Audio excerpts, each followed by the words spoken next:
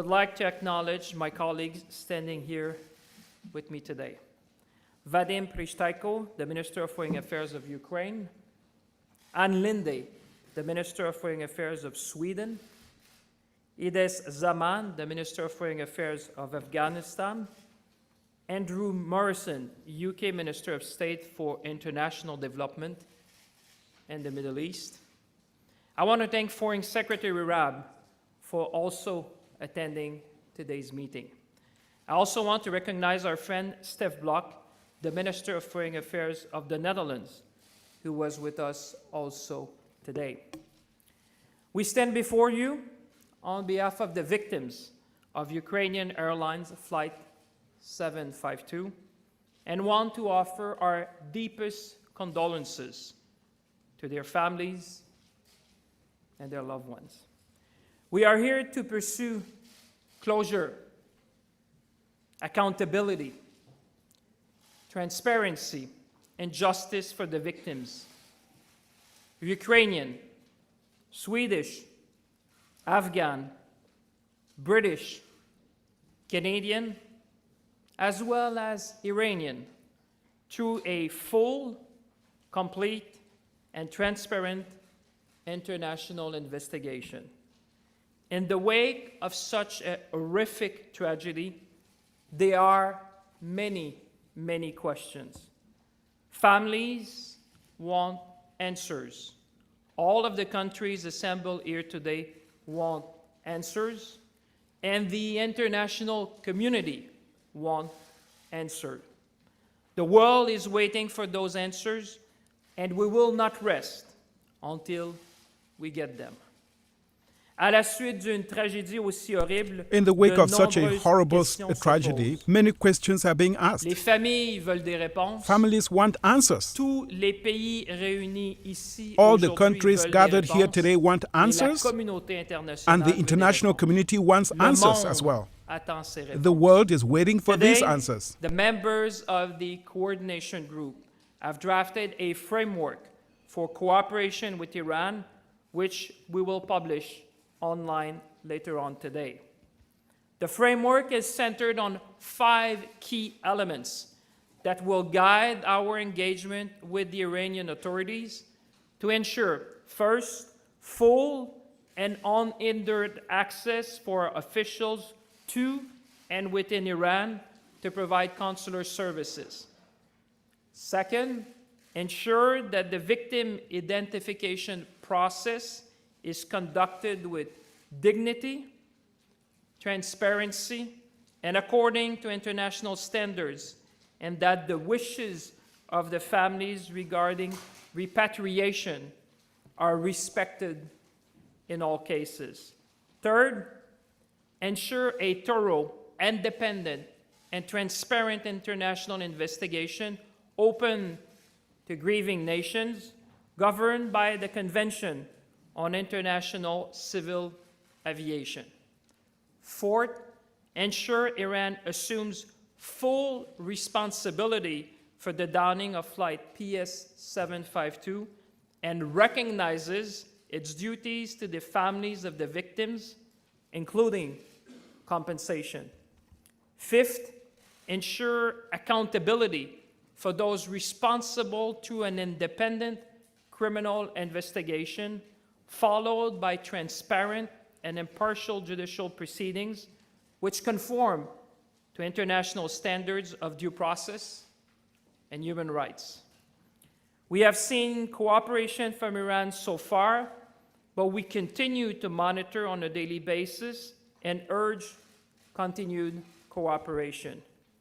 We will continue to share information and lessons learned with each other, to stand in solidarity, and to speak with one voice as we pursue justice for the victim of this horrific tragedy.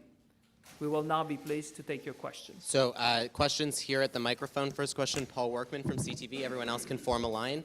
And no follow-ups, please, because there's so many of you. Minister, could I ask you first of all about the repatriation of bodies? Could you bring us up to date on that situation? And could you tell us a little bit about how this criminal investigation would work? where you would pursue it, what charges you might consider pursuing at the same time, and what international body would this happen in, or would it be in Iran? Well, thank you for this question. The repatriation of body, as you know, the first order that we did was obviously to cooperate with each other with the identification of the remains. As you know, that's why today we call on Iran's cooperation to make sure that the identification and the processes to identify the bodies and the remains would proceed in accordance with international standards. When it comes to repatriation, it will depend nation by nation, because in different cases, repatriation will come at different time. The urgency we have now was to ensure consular services being provided, making sure that the remains would be identified through international protocol to identify the body of the victims. And when it comes to repatriation, this will be organized and arranged on a nation-by-nation basis, because you would understand that different nations would have different arrangement in place. But our first and foremost priority has been to provide consular services to the families of the victims and their loved ones. Sir? Bonjour, Yannick Dumont-Baron de Radio Hi, Yannick Canada. Dumont-Baron If you allow of me Radio to Canada. Ask in French and ask you to reply in French as well. I will do whatever you want. Merci. Thank you. Vous demandez des réponses. You're asking for answers from Iran. Are you putting in doubt their version that this was an accidental shooting? Quelle est la leçon la plus importante So what is the key que lesson vous retenez? that you've learned? Moi, je vous dirais d'abord, vous voulez Well, ma réponse firstly, en I would français, say vous that l'avez you dit, want hein? me to answer En in français French, right? d'abord. In French, right? Écoutez, Yes. effectivement, Well, listen. une des leçons qu'on a Indeed, appris de nos one of amis the hollandais, lessons we c'était la learned from coopération our internationale, de parler d'une Dutch seule voix pour friends s'assurer is that qu'on- we should qu'on puisse, cooperate non internationally and seulement speak with coordonner one nos voice actions, mais parler so that d'une we can seule voix coordinate face, au our gouvernement actions and iranien. speak with one Et voice c'est ce qu'on va to the continuer de Iranian faire, government. évidemment, And that's what ensemble. we'll So, obviously continue to do to together. talk about lessons learned with our Dutch colleague was to speak with one voice, making sure that we coordinate our actions and making sure that we continue that work, because we understand that we will have to work together for months and possibly years to come to bring, like I said, closure, transparency, accountability, and justice. This is a process that will take a number of months and I think even a number of years. Écoutez, Are you doubting the fact that le the gouvernement shot was iranien a accidental? reconnu Well, listen, la the Iranian government responsabilité, admitted pour, responsibility le crash de l'avion for the crash PS752. of PS752. So, on continue sur cette So base-là, we're mais continuing on évidemment, that ce sera basis, l'enquête but de obviously, déterminer the les causes investigation will exactes, have to évidemment, determine de the l'accident, exact et causes surtout, of the ceux qui accident, sont and responsables. especially those who are So what I was saying in responsible for French that. is that obviously Iran has admitted full responsibility for the downing of the aircraft, but the investigation will now lead to the exact cause, but also taking full account of all those who would be responsible for this horrific tragedy. Hi, I'm Michael Bossack here. I'm a contributor to CNN Opinion, and I also work the MH17 crash site as a Canadian OSC observer. Bonjour, Monsieur Ministre, Dobronia, Prime Minister. Minister, there was an unexplained 1-hour delay of the departure of PS752 from Tehran, and there are now rumors or reports starting to circulate that up to 4 people either left the aircraft or didn't board, hence luggage needed to be removed, accounting for that delay. Can you confirm any of those reports or comment on them, please? Well, I'm not in a position, and that's why I think your question just highlight, as we were talking with colleagues, that's why we need a full, transparent, and international investigations. There's facts that are coming like that day after day that we want a full investigation to assess that and to make sure that those who would be responsible would be held to account. So that's why we are calling as the grieving nations for allowing international experts to participate in all aspects, in the aspect of identifying the remains with DNA experts, in having also experts when it comes to the investigation to make sure. I think what the world is asking today is full accountability and full transparency and full cooperation by Iran. This is really what we are asking, but I think that's what the world community would be expecting from Iran these days. And the answers to your questions and the many questions that the families would have could only come to a very thorough, transparent, and credible investigation that will be carried out. And just quickly, the TSB chair in Canada cited the expertise built up by the Dutch in MH17. Are you considering inviting them into the investigation? We're very grateful for the Dutch contribution.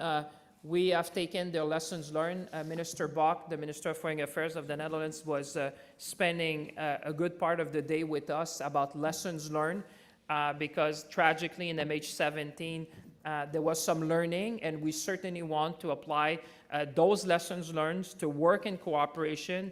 We even asked the Dutch government if they would agree to have observer in our different working groups that we have decided to set up, because we want to make sure that, and I think the families of the victims and their loved ones deserve that we use the best possible expertise that you can find around the world and the lessons learned in MH17, because one of the things that as the international community wants is that obviously we want to get to the bottom of things, but also as a world community, the world would like us to think about measures to prevent incidents like that from never happening again. So not only there's a reflection about what is happening today, but we also as the international community needs to make sure that we learn from MH17 and PS752 and implement the measures to international organization for incidents like that, tragedies like that, never to happen again. Bahar Khodabande from Iran International. This is for Farsi-speaking audience. Sure. The Iranian officials, you keep saying that you want Iran to take full responsibility, but the Iranian officials, especially the head of IRCG is one of them, have been blaming the US, United States for this, saying that they started this. If they wanted to use this logic not to comply to what you're requesting from them, then what tools do you have at hand to put, to get justice for the victims who died in this? I would say today is not the day for blame. Today is the day for answers. I think that if you were to talk to the victims, like all of us had to meet families of victims and their loved ones, what they have is grief, anger, and they want us to stand for them, like we're doing today, to seek answer in the truth and justice. So I would think that today is not the day to assign blame. It's the day for us to work together to ensure that we would have answers to the questions that Take responsibility, you said that if they're not. Well, the Iranian government has accepted full responsibility, but when you accept full responsibility, there's consequences coming from that, and that's what we're going to be pursuing. Thank you. Hello, thank you very much. BBC World, European Hub, Olga Malchevska. Is there considered a version that the plane was not shot by a mistake? And also, Iran accepted, as you said, the full responsibility for their actions, and Russia didn't, although there were pretty many evidence by the Bellingcat group. Does it mean that Iran is more open to the international community than Russia? Thank you very much. Listen, we deal with facts as they are. The facts that are in front of us is that the Iranian government, after evidence came to identify that the plane was down by a missile, that Iran, I think, which is a good first step, admitted full responsibility for that action. And we are working on that basis now. That's why today we have, as a group, have made demands from Iran to pursue, because once full responsibility has been acknowledged, and that's a good first step, because we want to work beyond that then, is to say, okay, what are we doing with consular services, the remains, the investigation, and the compensation that will come with that. So I would say the investigation will clarify who would have committed that, how it was committed, because we know the cause, but obviously there's a lot of questions, and that's why we leave that to the international experts to determine, and that's why we call on Iran to have a full, transparent international investigation to answer all these questions. Thank you. Good afternoon, James Landell, BBC. How confident are you that Iran is going to accept the demands that you've set out today? What have the Iranians told you of their intention? And secondly, if I may, can I ask you, sir, and also perhaps Dr. Murison on behalf of the British government, this afternoon, President Rouhani has announced that Iran is now enriching as much uranium as it did before the signing of the Iran nuclear deal. What is the Canadian government's response to that, and the British government's response, please? Well, I'll say to your first question, the international community is watching. I think that we took as a first positive step the fact that Iran admitted full responsibility. From that admission, obviously, flow consequences. And we expect and demand a full cooperation from the Iranian authorities in every step of consular services, identification of remains, investigation, and prosecution of those responsible. I will leave the floor perhaps to Secretary Morrison to answer your question, and I'll come after. Secretary? Well, James, thank you for your question. And can I just thank you, Francois-Philippe, for convening this, and for the High Commission for your hospitality today, and add my condolences to those that you have expressed on the part of the victims of this terrible incident. James, to answer your question, you'll be aware that the E3 has triggered the dispute resolution mechanism. We do so jointly in accordance with paragraph 36 of the JCPOA. And the reason for that is we want to keep the JCPOA alive, and this is part of that process. We remain committed to it as the best hope for keeping Iran to its obligations, and hope very much we will now be able to move forward on that. We share the same aims, and that is to ensure that Iran does not acquire a nuclear weapon, and JCPOA is the agreement that was designed to prevent that outcome, and that remains our position.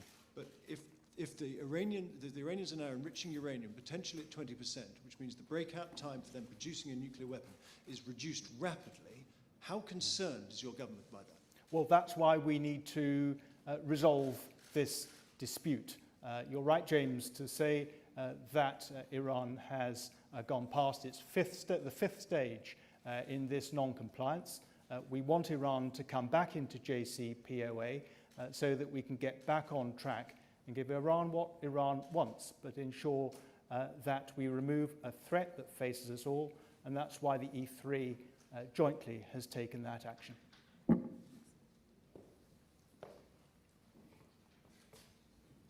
Go ahead. Baron Abbasi from BBC Persian.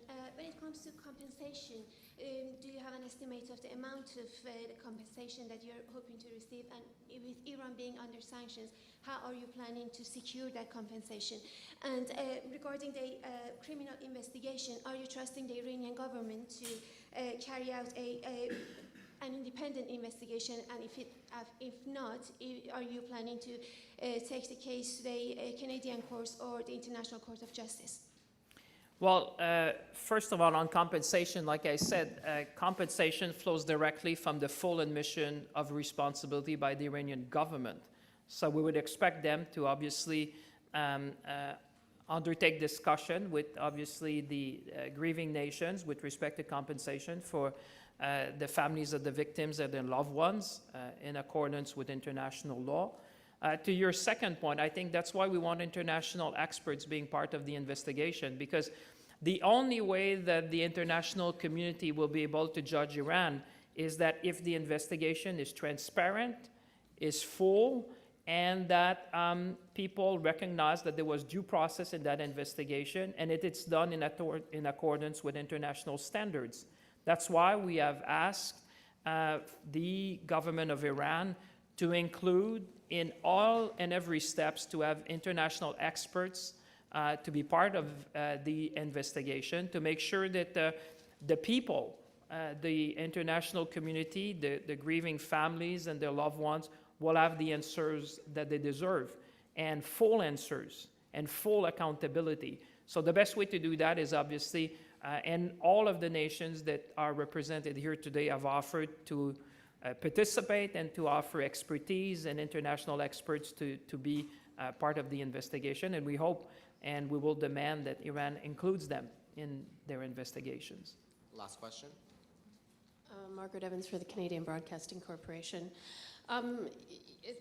You have a very strong wish list here. I don't think you answered my British colleague's question, though. When you talk about Iran showing its willingness to participate, you'd like to see that continue. What specific examples can you give us in terms of what they are offering for the people trying to go in to retrieve their families' bodies? What are they actually doing? Can you give us some specific examples of goodwill? And also, if that goodwill doesn't continue, then what is this group prepared to do? What tools do you have to try to ensure that Iran actually does give you the cooperation that you're seeking? What practically can you do? Well, thank you for that question. Like I said, that's why in our words we were careful. We judge cooperation on a daily basis. The first thing we were demanding from the Iranian government was to issue visas, because until and unless we could have our team of experts on the ground, we could not fully participate. So that was step one. Step two, obviously, was to offer and participate in the identification of the remains and bringing best practices and international expertise. We have offered that to Iran, and I understand from my colleagues that there are discussions to have international experts doing that. We judge Iran on the fact of respecting the wishes of the family in all cases when it comes to the repatriation of the remains. We will judge Iran when it comes to the investigation as to whether international experts will be allowed to join in the investigation. We judge Iran on the fact that in the case of Canada, because you were asking me, the Transport Safety Board, 2 experts are now in Tehran, and we have offered also to have experts being there to help when the black box are going to be open. So we are judging Iran every day, demand by demand, and that's what we can say today, that yes, we have good first steps from Iran to allow us to do that. But obviously, let's be clear, this is a long process. So our vision or our assessment is based on the state of facts today. So we have proposed a number of things to the Iranian government. I think what we've asked is not only the grieving nations, but I think that's what the family wants. And I would think under the circumstances that Iran should take the path of cooperation. The international community is watching. There's a path for Iran to continue in the first step that they've done, which is to admit full responsibility. And like I said, when you admit full responsibility, there are consequences that flow from them, and full cooperation is part of that. So that's why we will continue in that, and we will be presenting, obviously, the framework that we have agreed upon as grieving nations to the government of Iran. What pressure can you bring to bear on Iran? It's called the international community. The eyes of the international community are in Iran today. Well, I would think that Iran has a choice, and the world is watching. It's not just the grieving nation, it's not just the grave families, it's not just the loved ones, it's the families in Iran as well, but it's also importantly the international community. Iran has a choice. They can take a path like the one they've taken. The first step was to admit full responsibility and cooperate. And like I said, from that follows a number of demands, which are just logically from the admission of responsibility, which is allow us to go to the bottom of things, make sure that we can get the truth, make sure that we get all the facts, and make sure that the investigation is done in accordance with international best practices. Merci tout le monde. Thank you, everyone.